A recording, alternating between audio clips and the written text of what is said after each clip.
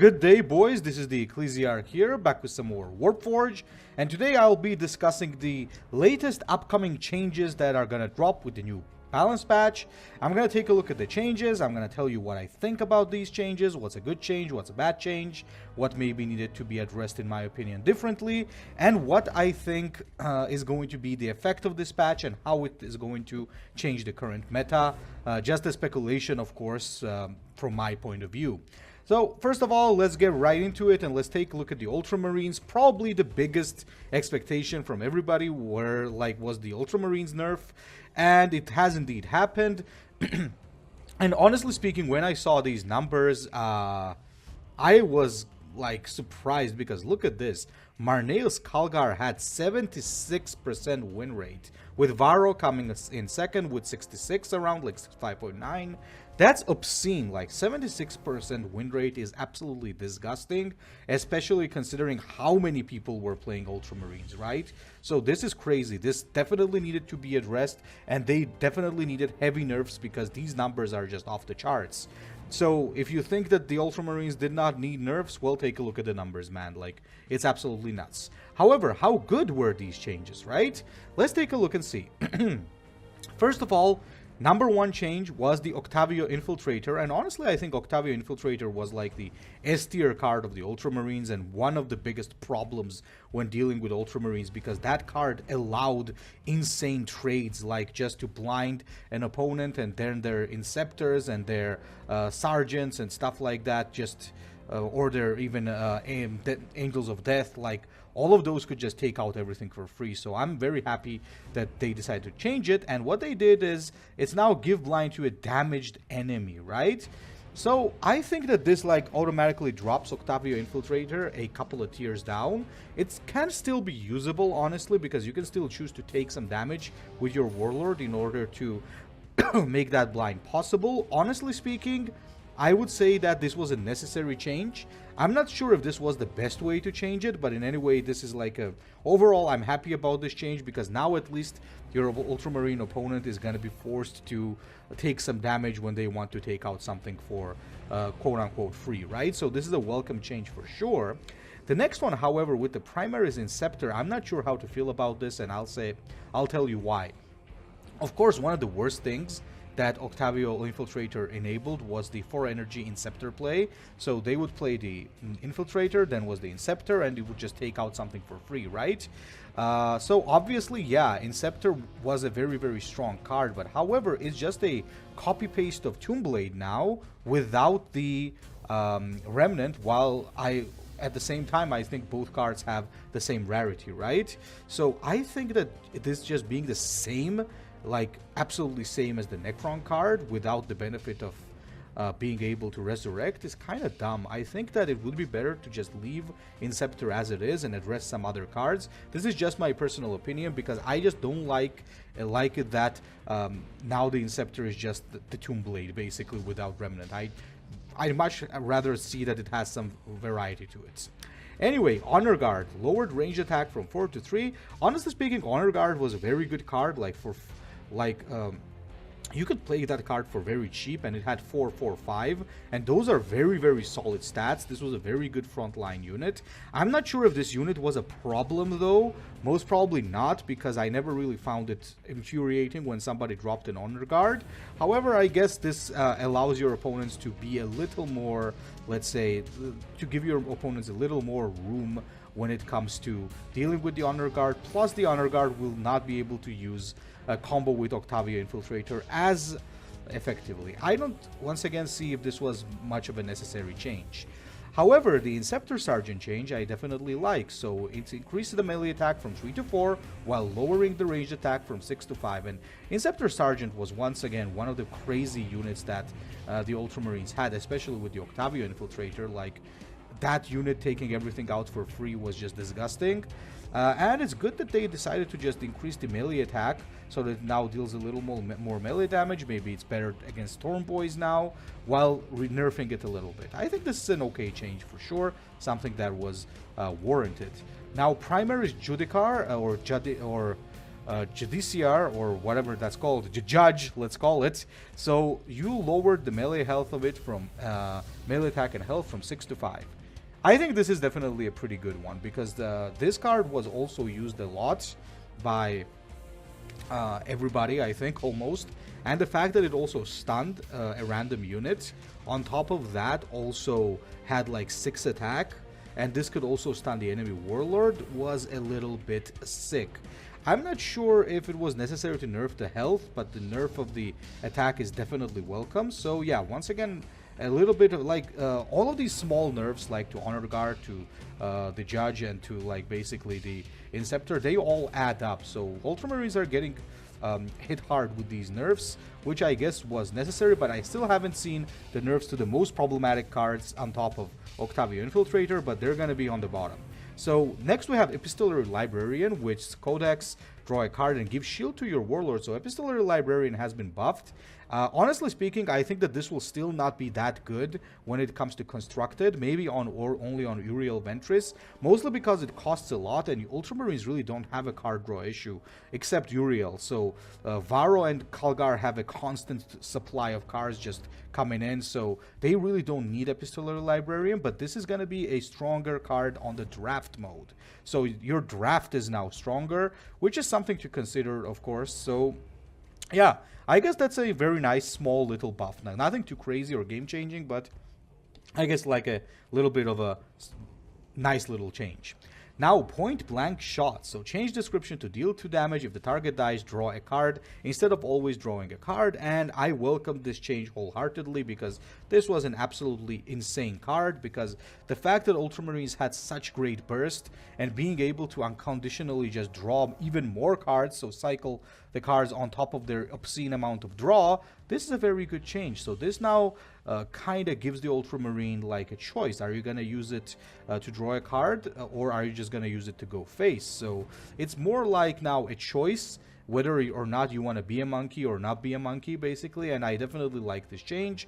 Also, you got the Death from Above, reduced damage from 5 to 4, and Angels of Death deploys 3 troops instead of 4. So all of these 3 cards were extremely problematic with the Ultramarines, because Death from Above, 4 energy, 5 damage was absolutely obscene, and Angels of Death just dropping those 4 troops, and together with Octavio Infiltrator just doing free trades was also disgusting. Angels of Death could also be used as a tempo play at 7 energy. So all of these are, I think, very, very nice changes. The only one that I dislike is the Inceptor, because it's kind of now losing any identity it had.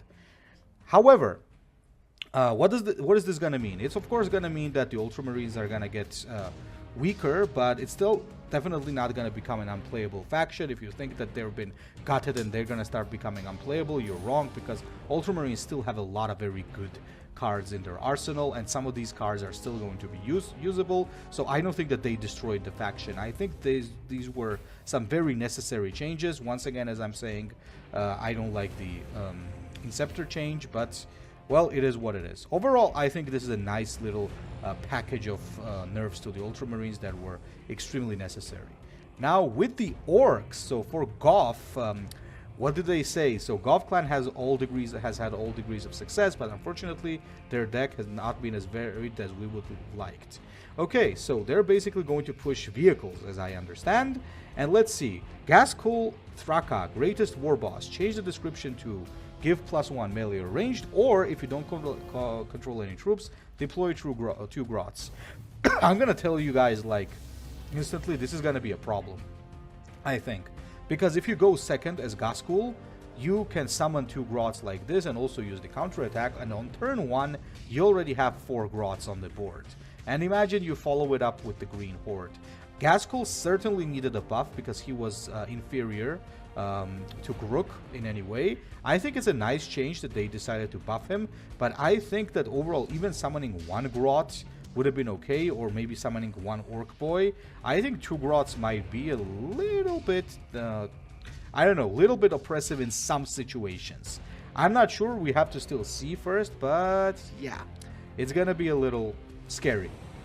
With the Spanner, improve the random bonus to the vehicles. It doesn't say what exactly has been improved, but I certainly welcome the change for the Spanner, because like it's gonna be really nice to buff your vehicles even more, so that Grot tank cheese is gonna be better.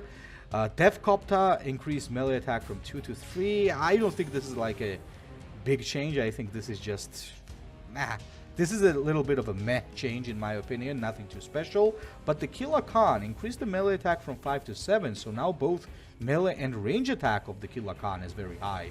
So considering the fact that it also has Tide, and you can also play it for cheap if you use the Orc counterattack, we might see more vehicle-focused Orcs coming. Also on top of that, the Snaz Wagon has had a health increase, which is really good.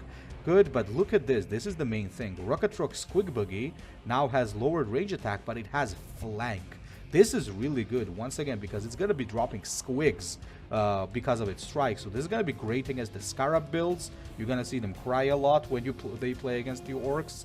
And another flanker for the Orcs is beautiful.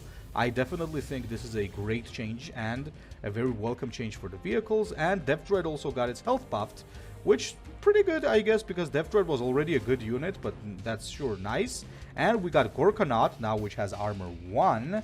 Gorkanaut, I still think that is too expensive to be played, so I don't think that armor 1 is not gonna do anything much. But Gunwagon increased melee attack and increased health. Gunwagon, once again, a little bit of a weird card, because playing this, like, you usually play Gunwagon to lower the oh, wait a minute, no, I'm mixing it up.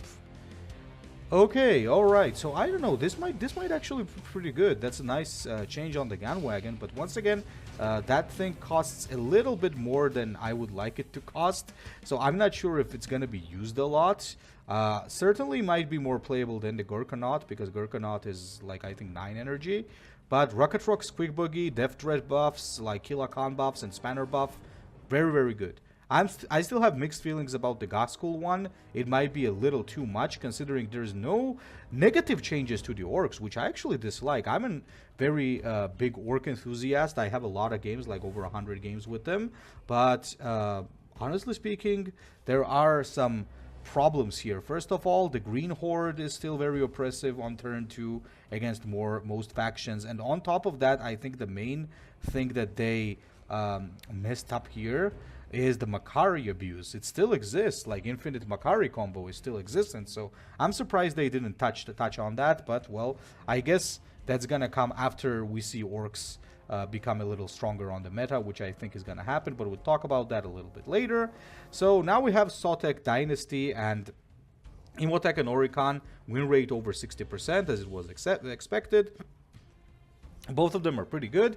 And the first change is the Psychomancer health has been reverted, but it now has a rally stun an enemy instead of being an artifice ability. Now, this is a good change. This is a good change because it's still a useful unit, because they still buffed the health, so they didn't just gut the unit. Because usually in Horus Heresy Legions, that's the mistake that Everguild did a lot. So first, you remember Psychomancer health was nerfed, right? Then they would change, like give it, let's say, rally stun, but they would not revert the health. So I'm glad that they avoided that mistake. This is still going to be a good unit, but much less abusive when you just play a Tomb World, drop 2 Psychomancers and stun the whole board. However, this is going to no longer going to be a counter to Tyranids, which is going to be big, and we'll touch on that a little bit later. Lichguard lowered melee attack from 5 to 4. Great change for sure. Lichguard is still going to be doing what it's supposed to be doing. It still has high health, Vanguard, and 2 armor, so it's still going to protect and guard the Warlord, which is basically what it's supposed to be doing. It's just going to be a little bit less hard to deal with because of the lower attack, so definitely a nice change. Tomb World, lower number of costs from troops deployed from 6 to 5. Tomb World definitely needed a nerf, and I'm telling you that as a guy whose favorite faction is Necrons.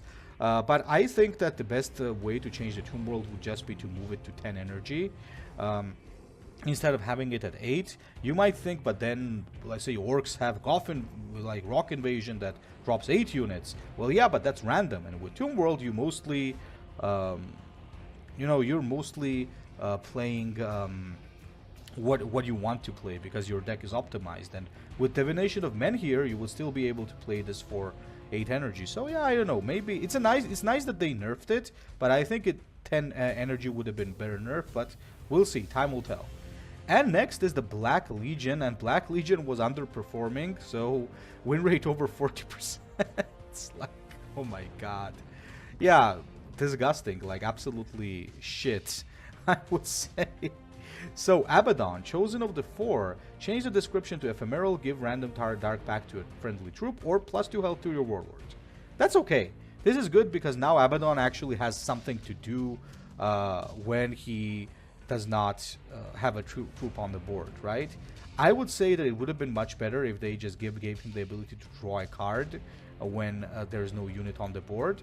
I think it would have been better. 2 health is nice, but it's not going to do much. Sure, it's now better than that just not being able to do anything on the turn. I did mention in my tier list back in the day that Abaddon's main problem was that he could not use his ability for like first couple of turns. And now he's going to be able to do that. It's an energy dump, but I think a card draw would have been a little bit better, but sure. Noise Marine, lowered melee attack from 2 to 1, increased health from 3 to 4. I think that's a nice change overall because it's going to be a little more durable now, so it's going to be a more...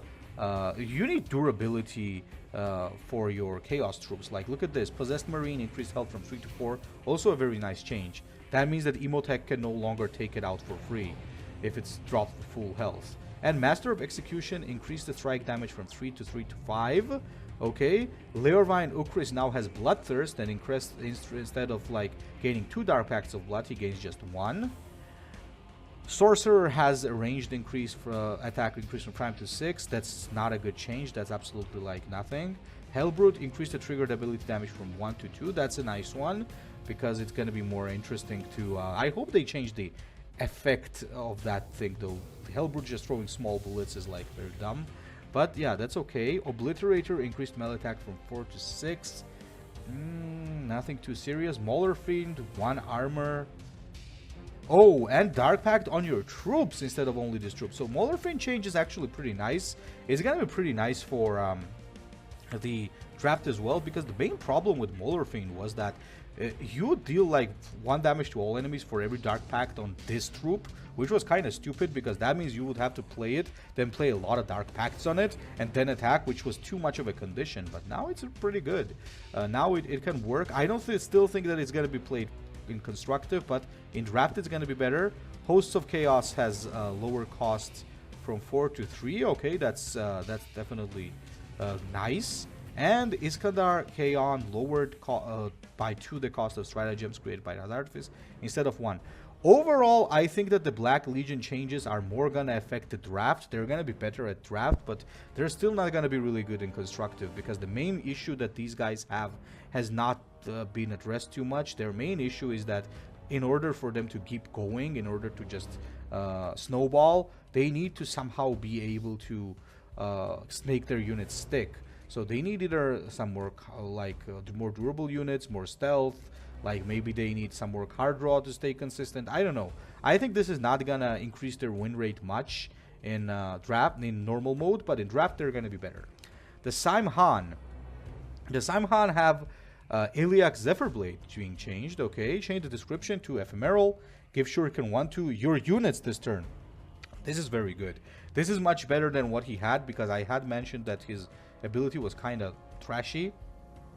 I still think that Medreal Galen is going to be better as well as Antwer Keltalk, but this guy might become a little bit better for a vehicle Saimhan focused deck.